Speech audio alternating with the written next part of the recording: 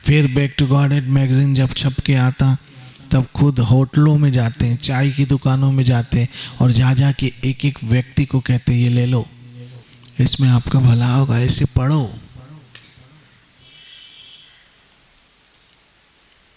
श्रील भक्तिवाद जी महाराज कितने खुश होते थे जब आप कोई मैगजीन कहता था मैंने 10 मैगजीन दिए, मैंने 20 मैगजीन, मैं 30 मैगजीन दे के आए, और श्रील भक्तिवाद जी महाराज के चेहरे पे कितनी प्रसन्नता आ जाती।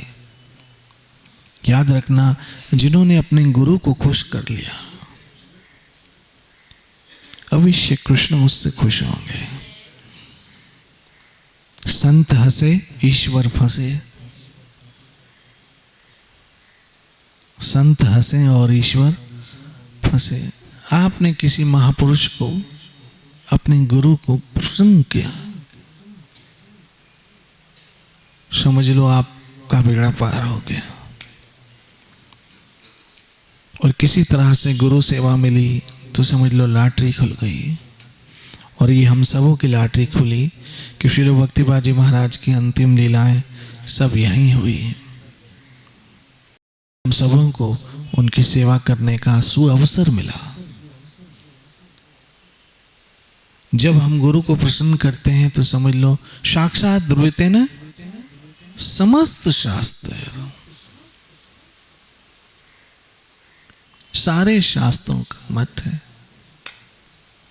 यस्य प्रसादात् भगवत प्रसादो यस्य प्रसादात् न करो।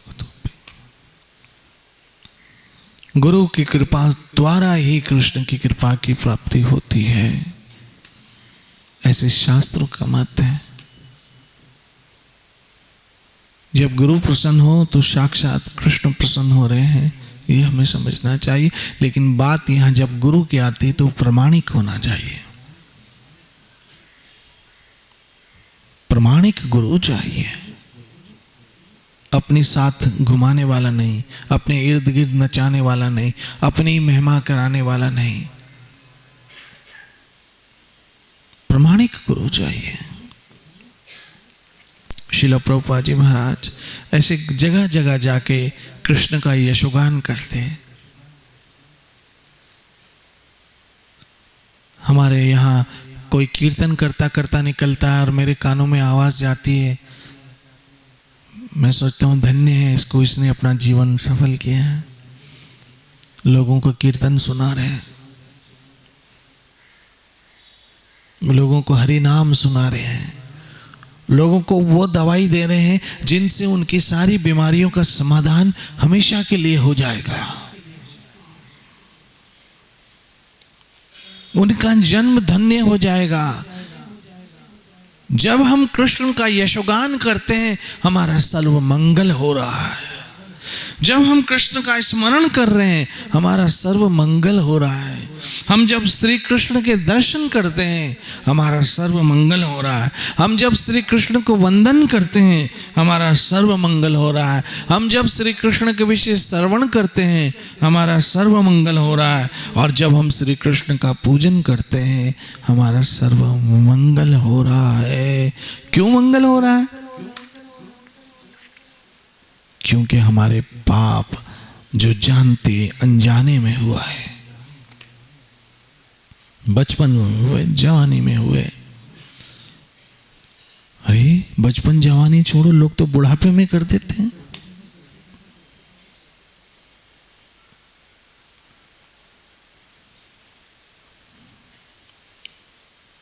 एक लेडी को मैंने, एक बूढ़ी स्त्री थी, उनको बोला आप मांस खाती हो छोड़ दो। बोला मैंने बोला आप मांस खाती कैसे, आपके मुंह में तो दांत भी नहीं है। बोला रस्से में डुबो डुबो के ब्रेड खाती हूं। 80 साल में भी छूटता नहीं है। 80 साल में भी छूटता नहीं है। तो लोग तो बुढ़ापे में भी पाप करते हैं। करने वाले कभी भी पाप कर सकते हैं। जो हो गया हो गया। ये मतलब नहीं है कि आप रोज कृष्ण का दर्शन करो, रोज आपको पाप करने का लाइसेंस मिल गया, कि यहाँ पाप किया, यहाँ आए दर्शन किए, यहाँ पाप किया, यहाँ आए माला घुमाई, यहाँ पाप किया, यहाँ आए कथा सुनी और सोचा कि ठीक है।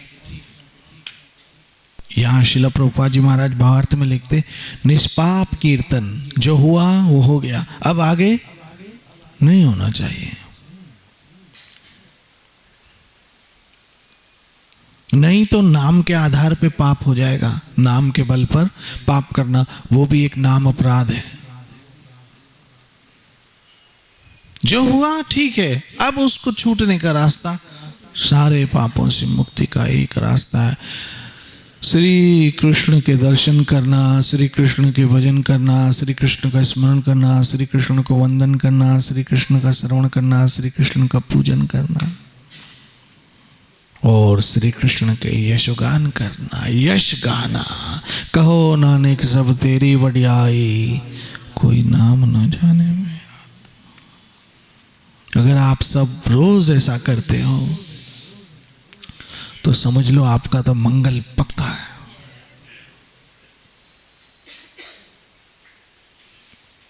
आपका मंगल पक्का है। और अगर वैसे में देखूं तो उस हिसाब से आप सब मंगली हो।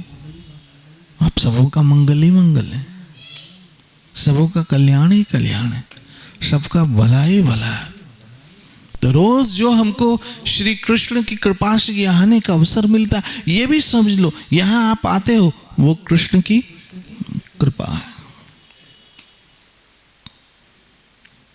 बिना कृपा के ये सब कुछ संभव नहीं है, क्योंकि हमारा मन अभी भी चंचल है। वो भागता है सत्संग से, वो भागता है दर्शन से, वो भागता है कीर्तन से। न्यू ईयर पार्टी बनानी हो तो रात के 3 बजे तक जागेगा और सत्संग से भागेगा। घूमना फिरना हो दोस्तों के साथ तो मन हवा में उछलेगा, और अगर कोई कहे सत्संग चलो तो 10 बहाने बनाएंगे।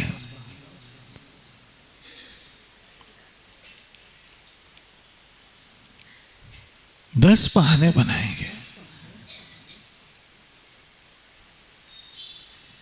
श्री राधे, ये आपका मंगल हो रहा है।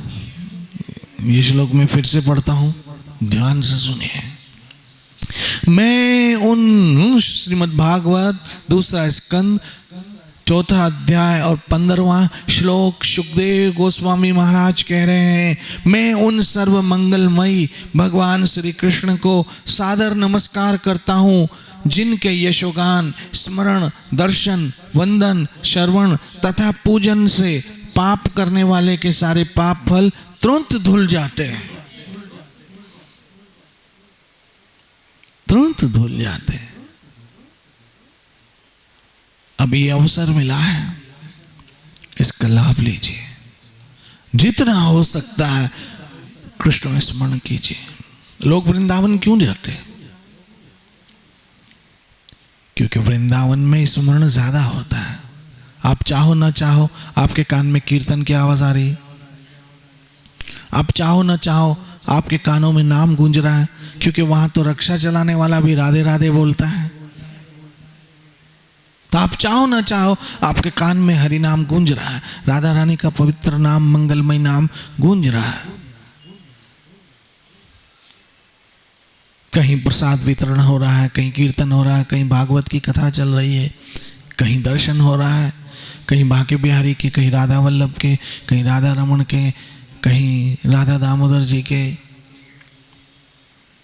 कभी कहीं कोई परिक्रमा कर रहा है, कोई गोवर्धन जा रहा है, कोई नंदगांव जा रहा है, कोई बरसाना जा रहा है। यह अद्भुत ब्रज की लीला है। लोग पागल नहीं है कि लाखों रुपए गंवा के वो घर लेते हैं वहां। सिर्फ ब्रजवाज मिले। जन्म, वो कैसे जन्म जन्म मोह दीजिए, वो पूरा कैसे है? हाँ? राधा मोरी सामने मैं राधा को दास, जन्म जन्म मोह दीजिए श्री वृंदावन को वास। तब देखो कृष्ण की कितनी कृपा है, देखो कृष्ण की कितनी कृपा है कि आप सब प्रैक्टिकली वृंदावन वास नहीं कर सकते हैं, तो वृंदावन का टुकड़ा एक यहाँ आ गया है, क्योंकि यहाँ वही वृंदावन चंद्र है, वही राधा रानी है। बस ये भाव की बात है, ये भाव की बात है। अगर यही मंदिर वृंदावन में होता तो हम क्या करते, राधा वल्लभ के दर्शन किए, राधा रमण के दर्शन किए, फिर राधा दामोदर के दर्शन किए, फिर राधा गोविंद देव जी के दर्शन किए, राधा गोकुल आनंद के दर्शन किए, राधा श्याम सुंदर के दर्शन किए, और राधा वृंदावन चंद्र के दर्शन किए। तो यही मंदिर वहां होता तो ये भी उन मंदिरों में से एक ही होता, और उसी मंदिर की एक ब्रांच यहाँ आ गई उल्लासनगर में। भाई ब्रांच कहीं भी खुल जाए, बैंक तो वही है, नियम तो वही है, सिद्धांत तो वही है, प्रॉफिट तो ऐसे नहीं है कि एक बैंक जो है आपको मुंबई में 7.6% ब्याज देगी और वही बैंक अगर उल्लासनगर में खुल गई तो वो 1.2 ब्याज देगी। ऐसा तो नहीं है, वो ब्रांच कहीं भी खुले, बैंक का नियम तो सब पे एक जैसा लागू है। ऐसे राधा रानी और श्याम सुंदर कहीं भी हो, नियम तो पुण्य तो फल तो सबको एक जैसा ही है। अब वृंदावन में दर्शन करो, ये बात है कि वृंदावन में सांस लेना भी भजन है और यहाँ सांस लेना भी पॉल्यूशन है, ये थोड़ा फर्क है। वृंदावन में आप सांस लो वो भी भजन में काउंट होता है। वहां के महापुरुषों का ऐसा मत है कि आप सांस भी लोगे तो वो भजन में इंक्लूड है। वृंदावन की ऐसी महिमा है। ये वृंदावन की लीला, मत समझो गुड़ को चीला, या ऋषि मुनि गए हार। वो नहीं समझ पाए वृंदावन की महिमा को। तो वही वृंदावन धाम यहाँ है, उसी वृंदावन का आनंद यहाँ मिल रहा है। इन चार दीवारों को बीच राधा रानी वृंदावन चंद्र की कृपा से। और नाम की भी प्रेरणा ऐसे आई, जब आश्रम की सोच रहा था मैं, तो मैंने सोचा ठाकुर जी का नाम क्या होना चाहिए, तो तुरंत क्लिक हुआ मुझे राधा वृंदावन चंद्र। क्यों राधा वृंदावन चंद्र क्लिक हुआ, उसके पीछे भी एक रीजन है, क्योंकि वही ठाकुर जी श्रील भक्तिपाद जी के भी हैं वृंदावन में। श्रील भक्तिपाद जी महाराज ने भी अपने ठाकुरों का नाम राधा वृंदावन चंद्र रखा। तो मुझे वो बिल्कुल क्लिक हो रहा था कि श्रील भक्तिपाद जी के ठाकुर का नाम भी राधा वृंदावन चंद्र, तो हमारे ठाकुर का नाम भी राधा वृंदावन चंद्र होना चाहिए। और श्रील भक्तिपाद जी ने उसको अप्रूवल भी कर दिया कि हाँ ठीक है।